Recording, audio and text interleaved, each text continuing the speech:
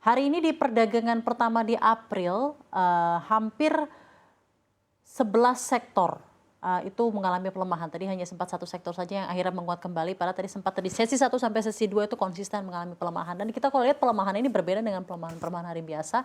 Pelemahannya itu bahkan ada sektor-sektor tertentu yang menyentuh ke level pelemahan 3%-an dengan lebih dari 480-an emiten yang juga harus turut terkoreksi hari ini. Anda melihat ada sentimen apa yang begitu kuat mempengaruhi pelemahan IHSG hari ini? Apakah ada tarikan dari ketidakpercayaan mengenai the Federal Reserve yang akan kembali menahan suku bunganya mungkin tidak di half 2 atau lebih kepada sentimen-sentimen domestik? Seperti apa analisa Anda, Susi? Ya sebenarnya kalau kita lihat ya pergerakan IHSG ya untuk IHSG hari ini justru dari sisi domestik ya Safrina Oke. kalau kita lihat. Memang di mana tadi waktu sebelum jelang penutupan kan semua sektor hampir merah ya, tapi Betul. hanya basic industri nih yang menguat 0,36% dan ini pun diisi oleh beberapa saham emas karena memang kebetulan emas lagi all time high lagi. Tapi kalau kita lihat dari sisi domestik ini cukup kuat sekali untuk mendorong penurunan IHSG terutama kalau kita lihat dari periode 25 hingga 27 Maret kemarin nih Safrina. Net sell asing itu atau investor itu keluar dari pasar Indonesia itu sekitar 1,36 triliun loh.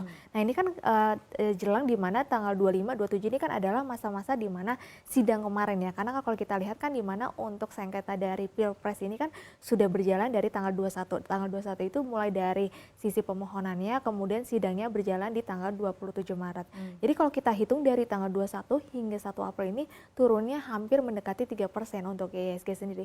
Jadi memang Oke. kita lihat bahwa sengketa Pilpres ini justru memang membawa faktor negatif terhadap pergerakan IHSG dikarenakan ini akan membuat para investor ini bingung gitu.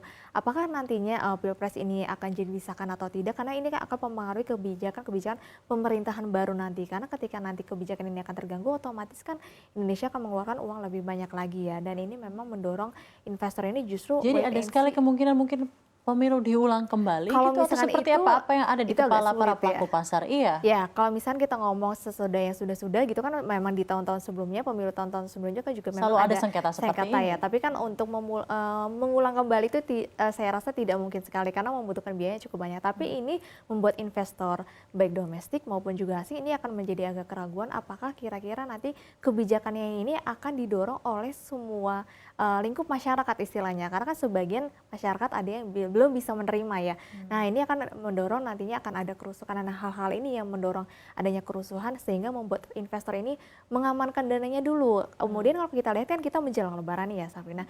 Biasanya orang itu ketika menjelang lebaran itu membutuhkan Berkonsumsi, untuk ya konsumsi. berkonsumsi, membutuhkan dana yang lebih sehingga biasanya melakukan aksi taking profit. Ya. Kemudian kalau kita lihat kan kebutuhan BBM kita itu akan jauh lebih tinggi.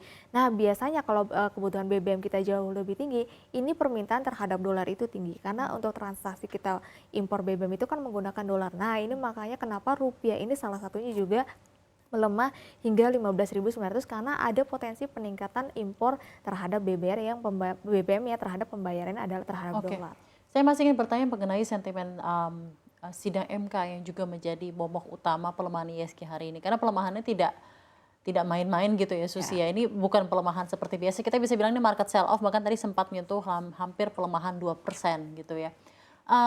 Dari historical IHSG sendiri, ketika akhirnya ada penetapan pemenang pemilu, let's say di 2019 sampai 2014, dan ada masa sanggah atau sidang MK yang dilakukan disanggah oleh paslon lainnya, apakah memang selama masa-masa tertentu itu secara historical IHSG memang mengalami koreksi atau memang ini sudah Anda ekspektasikan pelemahan seperti ini? Ya, kita bisa berkaca di tahun 2004 sama 2019 ya, Ya. Safrina. Jadi memang kalau biasanya sebelum penetapan atau kemarin di contohnya ketika sudah di mana KPU menetapkan pemilih atau menetapkan pemenang, itu kan kemarin ada euforia dari IHSG ya.